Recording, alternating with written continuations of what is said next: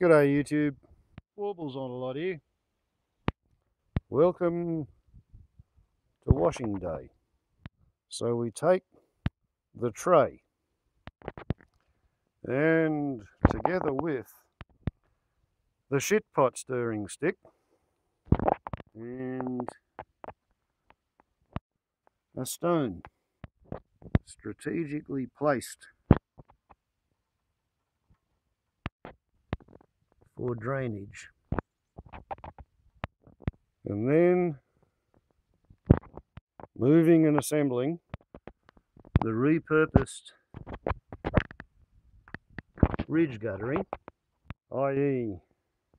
ridge cap become guttering, with its various aids to being level for the purposes of gravitationally affected drainage and distribution out across the lawn. And then, because the washing machine can only take one bucket of clothes, and it's not unusual for there to be more than one bucket of clothes in the heap. Preferred methodology involves taking clothes from the top of the pile and putting them into the bottom of the bucket. Thus, when you finish up, the clothes heap is inverted, with the clothes that have been in the heap for the longest finishing up on the top of the bucket. And it's the stuff on the top of the bucket which goes first into the washing machine, and then whatever won't fit will be the stuff from the bottom of the bucket which has spent the least amount of time in the washing pile, and that is what goes back into the bin to await the next occasion when the person who washes actually shows up and does the job. So everything's laid out.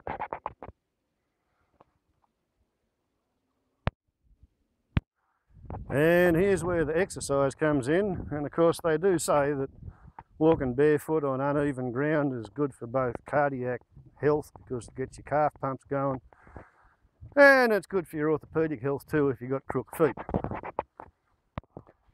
So now Warbles the Aquarian water carrier can live up to the name. Okay. And now we have the fun of seeing how many of the clothes are going to actually fit into the washing machine. And this here washing machine is a British Bar Mix Presser Wash, which I think dates from about 1983. And its theory of operation is that it has a baffle around the inside of it along the equator to prevent waves or something, allow the water to go through on either side of the clothes. And it has a handle, and the drum is pivoted around its equator, and the weak point is where the drive from the handle connects to an aluminium band which takes all of the torque and all of the vibration and cyclic loadings of an unbalanced mob of clothes. It does have a lock, and I'm afraid the grip of the aluminium band onto the lock is as tenuous, well, not quite as tenuous, as the grip was on the drive shaft. So there we have a repair in mild steel and pop rivets, followed by a repair, two repairs actually, in road sign aluminium, followed by tie wires and a wooden wedge, which I used to hold the thing together to get through the last lot of clothes that I washed on it. So it probably is capable of washing another load, and I am probably capable of fixing it again should it become necessary. But anyway, we'll note the 3 lugs around the big open mouth, which engage with the lid. We see a rubber washer retained with metal tabs, and there is a hand screw which enables one to lock the lid under the lugs and then compress the rubber washer between the rim of the drum and the lid that it's mounted on. Therefore, thus and because this thing is watertight. So you add your clothes, you add some water, you add your washing detergent, you add some more water, you close the lid, and then you simply turn the thing. A minute or two till you get sick of it. Let it sit, take the lid off, and then pour it out. Go through this process 4 more times, changing the outlet point of the drainage system with each drum full of water. Too much of a good thing in one spot is not a good thing.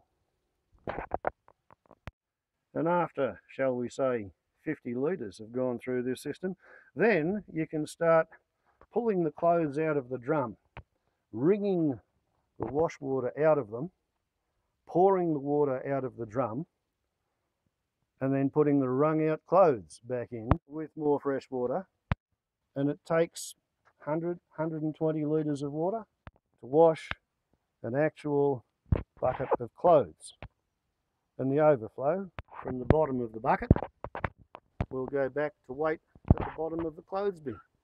However, before I load this up with clothes and water, wouldn't it be nice if one could take a magic wand and wave the magic wand over the old washing machine and say some kind of appropriate words like "pretty please," and have the old washing machine stood aside to be replaced by a mystery bag containing, voila, an actual, literal magic wash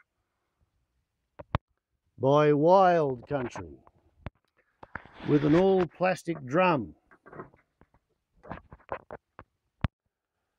all plastic lid, 6 lugs instead of 3, flatter, whiter rubber washer, using exactly the same system. To remedy their problem with the drive, the steel torque goes straight in to a moulded nylon reinforced gusseted connection, and there's a brass bush on the steel shaft, so that will get mineral oil, as did this and this, at every load. But over on this side we have a plastic axle and a brass bush.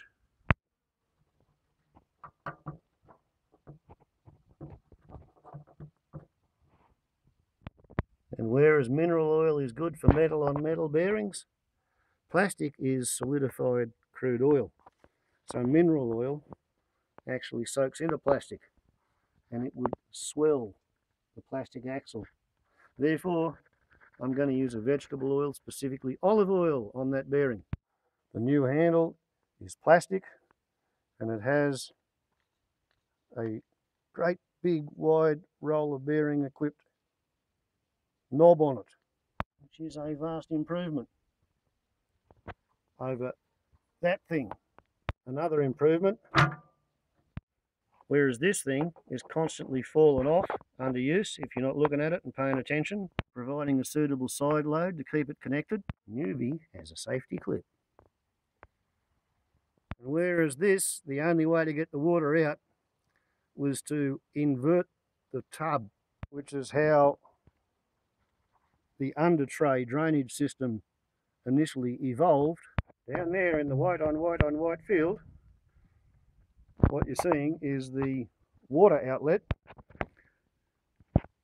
which is held closed by a spring and sealed. However, that detent there allows you for a quarter of a turn or an eighth of a turn worth of rotation to lock the drainage spigot in there. The drainage spigot presses up against that cruciform, which opens the valve, thereby permitting the water to drain.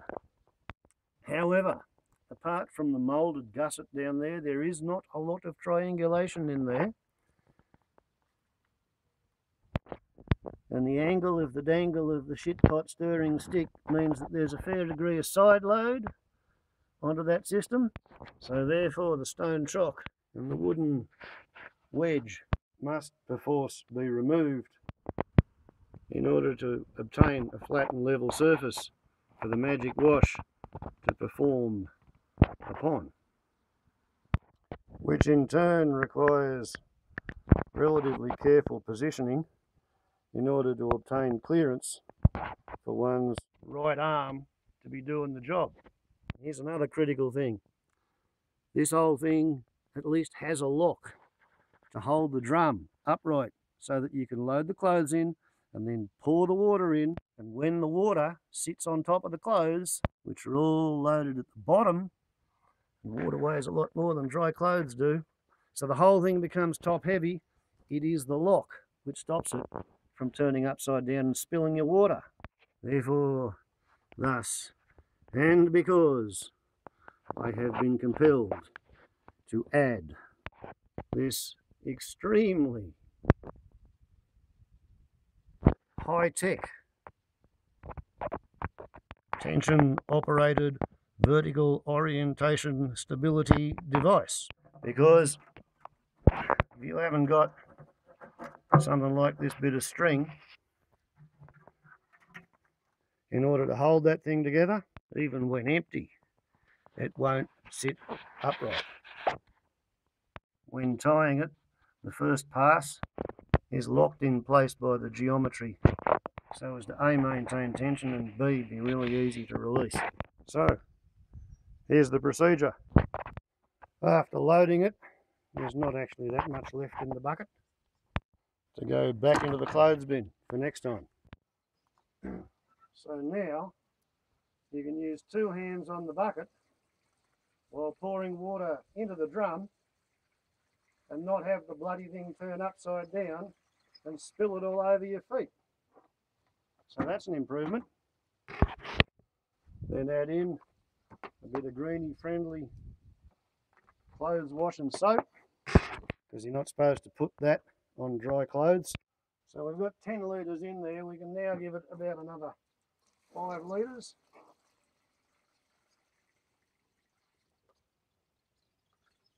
Which leaves a bit of an airspace for the water to thump back and forth with.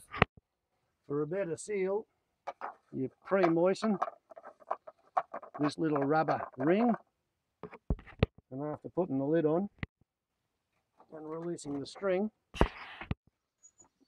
now is the hour when you get to just sort of sit here listening to the wind through the trees, and it's a lot smoother than the old one, much more better. And the absence of the baffle seems to work better as well.